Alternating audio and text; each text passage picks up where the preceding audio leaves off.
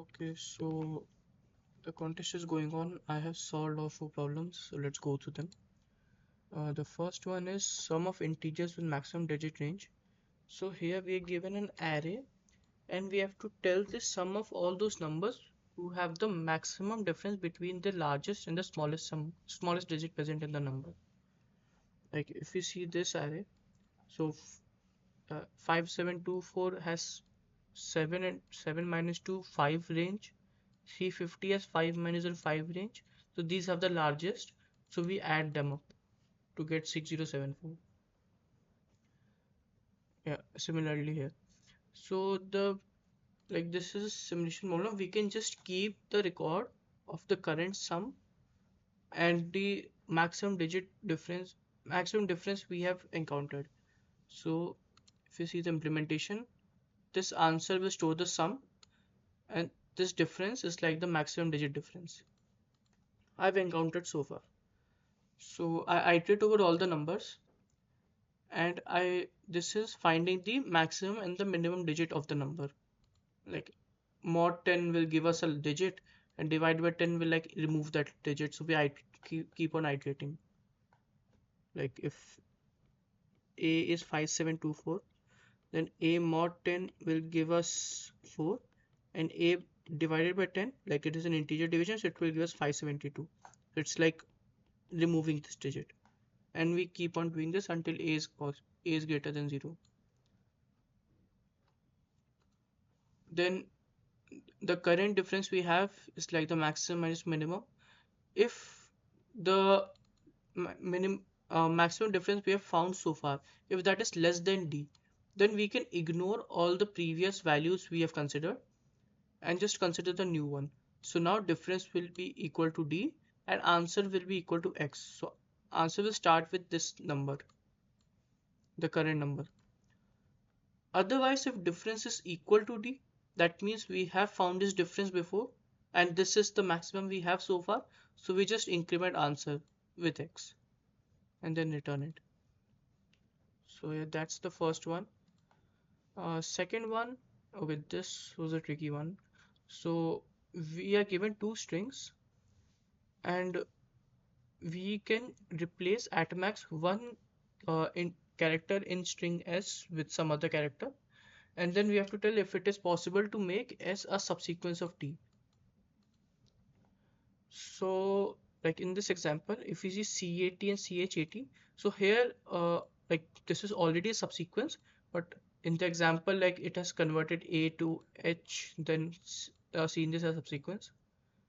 But yeah, it's always already a case. So if we see another example like A, B, C, so we have A, D, let's say A, D, C, B. Then in this case, we can convert this B to D, then we can get our answer. So the way I have done it is, I like broadly my idea was that I'll check over each index and I will try to replace it. So let's say this is S, this is T. Obviously T should be longer or equal length. Let's say I'm changing this character. That means this prefix has to be a subsequence in this part, and this suffix also has to be a subsequence in here. Also, like let's say a these were some characters A, B, C, D, E, F. Let's say A was here, B was here, C was here, D was here, E, F, like this. Let's say. So if A and B were here, like this was some Z something, let's say, then and C onwards we get this here, then we don't have any character here to replace this with. So we cannot do it. I hope that makes sense. Uh, and like similarly, if B was let's say here, so this prefix was still here and this suffix was still here, then obviously we cannot take them since they are overlapping. So the only scenario is like we have some, so we take the minimum length of T required to make this prefix and the minimum length of the suffix required uh, to make minimum suffix of t required to make this suffix in s as a subsequence. Then we see if we have any position remaining here. If we have at least one index in here, then we can replace this value here and we can get an answer. Like that is broadly the idea. So if we go to the implementation, I found the prefix and the suffix. So for prefix, it's like I iterate over each character. So let's take this example only, A, B, C and A, D, C, B. So prefix is going to be like first we're at index 0 here. This matches, so we can take this 0. Then we are at index 1. This should be D actually. Then this is not matching, but we want to make this prefix, right? So we will not increment I, we will increment J to 2. This is still not matching, so we will increment it to 3. This is matching, so we will store 3 here. Like to make 2 length prefix of S, we need at least till index 3 characters of T, and then it's over. So yeah, this is what best we get. Similarly, we'll do for the suffix. So for we will start with in the reverse order. C and B doesn't match, but C and C matches. So we get 2 here, and then B and D doesn't match, and B and A doesn't match. So this is like the best we can get. Only 2. So now when we iterate over these A, B, C again, so if I want to change this, then I want BC to be present in T. But that is not the case. We don't have both of them. So this is not possible. If we go to B, then we need A here and C here. So we see like A can be created, like the subsequence till A can be created by using till the index 0 in T and 2 in like till index 0, and from index 2 we will require the characters in string T. Between them, if there is anything we can use, so yes, 1 is there between them, so whatever value was D was here, we can just replace it with D and we can get the answer. So prefix and suffix are calculated using this idea. Now the implementation is a little bad, to be honest. I'm not sure if I can do it better, but yeah. So L is like here, L is like the left bound I have, like the like from which index I can take my character. So in this example, L be 1 and R will be 1. So if we are taking the first character, then there's no left bound on it, no prefix required to sort it, so we will take 0 here. Otherwise, we check the prefix required till ith character if it is possible. Like if we don't have that long of a prefix, we just continue. Or we can just break also, that also works. Like if we don't find it or we will not find it again. Then we see prefix of I minus 1. So like if we were at B, then we would have taken prefix till A. This is 0. So plus 1. Like from 1 we can take the index. So this is L. Similarly, R case, like if R is at the end, like in C, let's say, then we will take M minus 1, which is like the end of the T string. Otherwise, we try to take the suffix of the remaining characters. Like if you notice, if we are at index I, uh, if we are at index I, this is 0 based indexing. So here we have I characters. This is 1 character. So this will be N minus I minus 1 characters. So uh, we'll take the suffix of this value. So suffix of N minus I minus 2, because it's 0 based indexing. That is what we will take. That suffix, let's say it was 2 here, so minus 1. And then we see if L and R are possible to take, then we return true. So yeah, this is not that easy to implement. I mean, there were a few edge cases. I got a few penalties, but yeah, that is mostly the idea for the second one. For the third one. Okay, so here we are given an array, and we have to, like, I'll reduce the problem statement.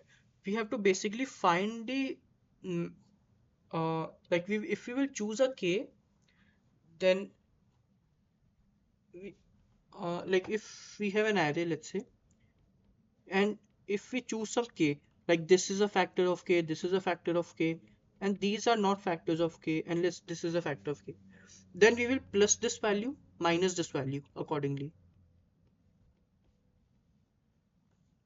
And then we have to tell, like, the largest subarray sum. Like, in this we have to choose the range L to R on our own and K on our own. So it's basically like the largest subarray sum idea only. So one observation is that here it is said to choose the smallest K. If we can choose some K like let's say 20. If we choose some K like 20 and it give us the maximum score, like the maximum subarray sum, that means we can also divide it by 10, because those numbers that are divisible by 20 are also divisible by 10, and those can, we could have also chosen 5 or 2. So, like, this is the idea. Since we have to find the smallest k, we can just check the prime numbers. We need not check for uh, like every k, but still so for my approach, I'm checking over all the prime numbers we have. So yeah, so I have used sieve to find all the prime numbers, and I checked, like, it is 7,000, 7 in 10 power 4 or 7,000 something. So this passes. I'm not sure if that is the intended idea, but yeah. So I did sieve here. Let me just collapse it. Sieve till a 10 power 6. Then I iterate over all the primes, and then this is like the, then after this is like the Cardan's idea. This is like the maximum subarray sum and the current sum. We iterate over it. Now the current element is going to be, if it is divisible, then we take it, otherwise take the negative of it. And then we add it to a current sum, and then the simple Cardan's idea. Then we see if our answer is, then we update the maximum answer we can get and the k. Yeah, that is like the idea I've done. Coming to the fourth one. Okay, so here we are given an array and we have to tell the maximum sum of a palindromic subarray, of any palindromic subarray. And like, the constraints are at 10 power 5. So, like, one small observation, although it's obvious that this, it's need not be the longest one always. Like, if we have 1 1 2 1 1 7 7, let's say, then this is a palindrome, but this will give us the better answer. So it need not be always about the length. A smaller length can give us the better answer. So the way I have done it is, I think the intended solution is something like a Maneker algorithm or something, but I don't know Maneker. So I use the best string algo hashing. So I check, like, this one small observation. There are two types of palindromes we can get. Like, if we check of odd length or even length. So let's say if I start from here, so I can get an odd length palindrome. So this one. Or let's say I start from here in the middle. So I get an even length palindrome. So, one second. So these are the two observations we, like, two types of palindromes we can get. So one way to simplify this is, I add 0 in between every number. So, like, I don't have to handle these two cases differently. So, and that's like the space doubled, but it's still order of n only. Then what I've done is, I have used a binary. So I have found for each index the maximum left and right bound it can get, like the maximum distance it can take, such that the left bound and right bound, if we see, so it is a palindrome. Like, so let's say we are iterating over I. Let me take this again. just wait. So let's say we are at this 0. This is I is equal to 1. Then we find a minimum distance such that its left part is equal to its right part. So here it will be 1. So for I equal to 1, like I found this as j, so j equal to 1. So we have from I minus j to I plus j. This is like the subarray we can have. So from 0 to 2. And then I have taken this sum of this, because like if you see, all the numbers are positive here. So it is always better for a specific I to take the longest subarray I can take for that index only. Like the longest one I can take. It's not like the global longest one will be the having the maximum sum as we discussed. So for 0 to 2, and since these values are 0, they will not contribute to a sum. So we just take the, like we maintain a prefix sum of this array and just take the sum of elements from 0 to 2 and check it if it matches with an answer. And similarly, like if we were at 2 here, so we the for I equal to 0, 1, 2, 3, 4, j is also going to be 4. So we will take this part and this part, and it's so that is like in our scenario that is the best answer, and we can keep on doing it for every I. Just one small more small example: 0, 1, 2, 3, 4, 5, 6, 7. For I is equal to 7, j is going to be 2. So we choose from these two before and two after, because then 2 and 7 are different. So yeah, that is like what I've done. So I'll do binary search on the length, and I'll do binary search on j, because like if we have some j length palindrome, we can go j length forward and backward, then we can obviously go j minus 1 length. So yeah, coming to the implementation, I first converted this nums to another vector a, having this zeros in between, and yeah, no need zero at end, it's fine. So yeah, zeros in between, then take the prefix sum. Then I maintain the hash, and to find this palindrome hash, so I maintain the vector a and its reverse, like reverse is a dot clone, then reverse here. Then I've taken the hash of a and the hash of the reverse, both of them. This will be required in checking the j, in helping us find the j. Then I iterate over all the elements, all the indexes, 0 to n. Like this n is not num's length, it is this new array's length, a dot length. It's not nums dot length, just informing. Uh, yeah, then we do in j is like the last true from 0 to the maximum, with maximum distance we can take either from the start or from the end. Then I see for this j, this is like the palindrome we this is like the part we take I minus j to I plus j. We could have just taken from I minus j to I as well, that would have also worked. But anyway, yeah, this hash equal to reverse hash. Like that is like the palindrome condition, right? The array should be equal to its reverse. So we take this reverse hash according, adjusting the indices accordingly. And then this I minus j to I plus j, we take the sum using prefix sum and check if, and like check it with the current maximum answer we have. So yeah, that is the main idea how I have done it. So yeah, that's it from my side. Thanks for watching.